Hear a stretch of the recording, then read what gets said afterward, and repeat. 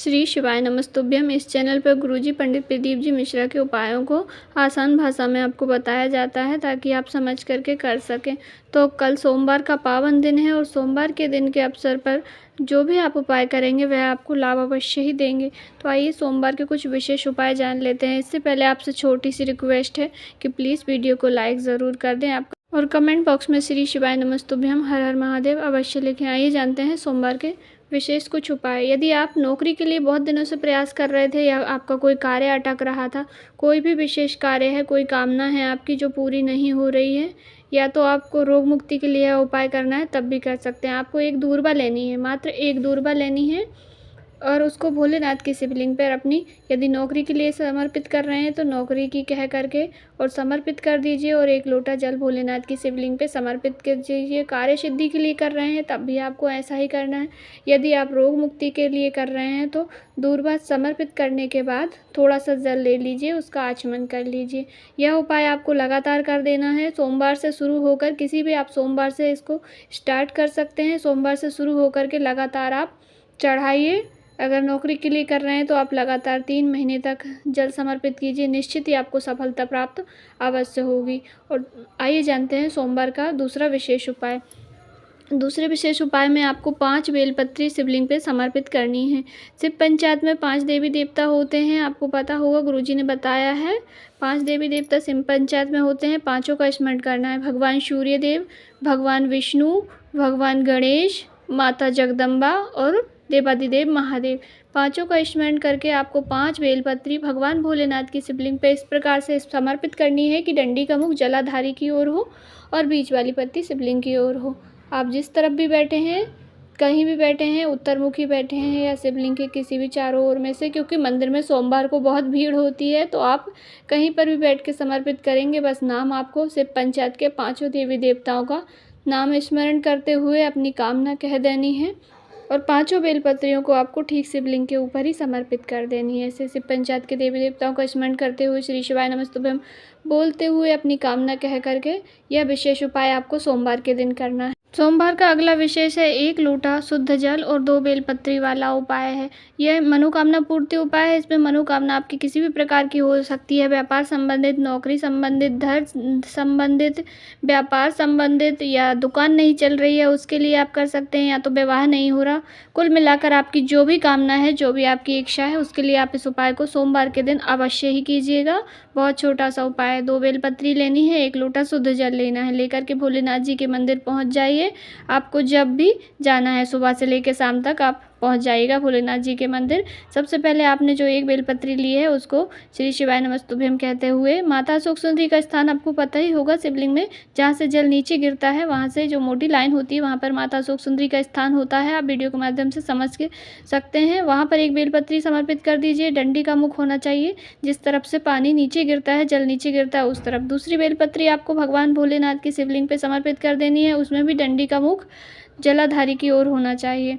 दोनों बेलपत्री समर्पित कर दी। उसके बाद जो आपके पास 1 लोटा शुद्ध जल है उसको 5 बार, थोड़ा थोड़ा सा करके 5 बार आपको जो पहली बेलपत्री आपने समर्पित की है माता अशोक सुंदरी के स्थान पर, वहाँ पर समर्पित कीजिए 5 बार और फिर थोड़ा बचा हुआ जल को आपको शिवलिंग पे भी 5 बार थोड़ा थोड़ा करके समर्पित कर देना है, अपनी कामना कह देनी है। इस विशेष उपाय से आपकी कामना अवश्य शीघ्र पूर्ण होगी। गुरुजी की कथा का अचूक उपाय है, अवश्य करके देखिएगा। प्रैक्टिकल करने में कुछ नहीं जाता है। गुरुजी कहते हैं सच्चे मन से भगवान के भरोसे अगर आप उपाय करेंगे तो आपको फल अवश्य ही मिलेगा। आइए बढ़ते हैं अगला उपाय जो कि सोमवार का है। गुरुजी कहते हैं यदि आप मंदिर नहीं जा पा रहे हैं तो आपके आसपास जो भी वृक्ष हैं उन वृक्षों में आप इस प्रकार से जल समर्पित करें जिससे आपकी सारी कामनाएं पूर्ण होगी, कार्य सिद्ध होंगे। तो सबसे पहला वृक्ष है बेलपत्री का वृक्ष। यदि आप बेलपत्री के वृक्ष के नीचे जल समर्पित कर रहे हैं तो आपको बिल्वेश्वर महादेव जी का नाम स्मरण करके हर हर महादेव बोलते हुए जल समर्पित करना है। इससे आपको धन संबंधित परेशानियां दूर होगी, सारे कार्य सिद्ध होंगे। दूसरा है पीपल का वृक्ष। आप जब पीपल के वृक्ष में जल समर्पित करें तो पिपलेश्वर महादेव जी का नाम लेकर के पीपल के वृक्ष में जल समर्पित करें। इससे आपको धन संबंधित सारी समस्या दूर होगी, सारे कार्य पूर्ण होंगे। और तीसरा है बटकेश्वर महादेव, बड़ का वृक्ष। बड़ के वृक्ष के नीचे आप जल समर्पित करें तो बटकेश्वर महादेव जी के नाम से जल समर्पित करें। सोमवार का विशेष उपाय है, यदि आप कर्ज से मुक्ति चाहते हैं, कर्जा हो गया है, तो आप बड़ के पेड़ के नीचे निश्चित रूप से जल समर्पित करें बटकेश्वर महादेव जी के नाम से। चौथा है आंवले का वृक्ष। आप आंवले के वृक्ष में अक्षेश्वर महादेव जी के नाम से जल समर्पित करें। इससे आपको अक्षय होगा, कार्यों में रुकावट नहीं आएगी, आपको अनंत गुना फलों की प्राप्ति होती है। तो ये पांचवा विशेष उपाय गुरुजी ने अभी हाल ही में पूर्ण हुई शिव महापुराण की कथा में बताया है कि यदि आप रोग मुक्ति के लिए कोई उपाय करना चाहते हैं, आपको दवाइयाँ शरीर में लग नहीं रही है, कार्य नहीं कर रही हैं, तो आप विशेष प्रकार से शिवलिंग पे जल समर्पित करके और इसका लाभ अधिक से अधिक ले सकते हैं। परंतु यह उपाय आप कभी भी कर सकते हैं, गुरुजी ने कहा है, परंतु सोमवार का दिन विशेष है, तो सोमवार के दिन अधिक लाभ की प्राप्ति होती है। इसलिए आप एक बेलपत्री को भगवान भोलेनाथ की शिवलिंग पर ऐसे समर्पित करें कि बीच की जो पत्ती होती है वह भोलेनाथ के ऊपर हो और जो डंडी का मुख होता है वह जलाधारी की तरफ, जिस दर से जल नीचे गिर के जाता है उस तरफ होना चाहिए। ऐसे समर्पित करने के बाद 1 लोटा शुद्ध जल भोलेनाथ की शिवलिंग पे समर्पित कर दीजिए।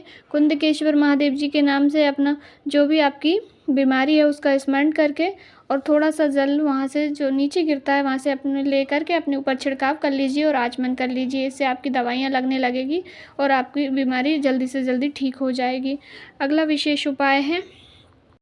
अगला उपाय है यदि कोई व्यक्ति आपके घर का कोई गलत मार्ग पर चला गया है या कोई नशे की आदत है, नशा करता है या आप शब्द कहता है या फिर वेश्यावृत्ति या पराई स्त्री के चक्कर में पड़ गया है, तो आप इस अचूक से उपाय को अवश्य करें। इसमें आपको थोड़ी सी काली तिल लेनी है। काली तिल को भोलेनाथ जी की शिवलिंग पे समर्पित कर दीजिए अवधूतेश्वर महादेव जी के नाम से और थोड़ी सी काली तिल आप ले करके वहाँ से शिवलिंग पे पहले समर्पित कर दीजिए, अपनी प्रार्थना कर लीजिए, विनती कर लीजिए जिसके लिए भी आप यह उपाय कर रहे हैं और फिर वहाँ से थोड़ी सी काली तिल को आप प्राप्त कर लीजिए। 5-7 जितने भी दाने आपके प्राप्त हो जाए उतने दाने ले करके आके आपको घर में जो भी व्यक्ति है जिसके लिए आप यह उपाय कर रहे हैं, आप शब्द देता हो, ताने देता हो, जो भी परेशानी हो आपकी, तो आप उस व्यक्ति को ये दाने 2-2, 3-3 ऐसे भी करके खिला दीजिए। आप खाने के साथ में खिलाइए या तो खुद ही खा ले स्वयं तो ठीक है और नहीं खाए तो आप किसी भी चीज़ में, सब्जी में, जैसे भी आप देना चाहते हैं वैसे आप उसको खिलाना प्रारंभ कर दीजिए। गुरुजी कहते हैं इस उपाय को आप 3 से 4 या 5 ज़्यादा से ज़्यादा इतने सोमवार करके देखिए, आपको लाभ अवश्य होगा और वह व्यक्ति खुद स्वयं ही नशा करना छोड़ देगा। सारी बुरी आदतें उसकी छूट जाएगी और व्यक्ति सद्मार्ग की ओर अग्रसर होगा, यानी कि धार्मिक कार्यों में उसकी रुचि बढ़ेगी और सारे गलत कार्य है उसके जो छूट जाएंगे। आइए जानते हैं अगला उपाय।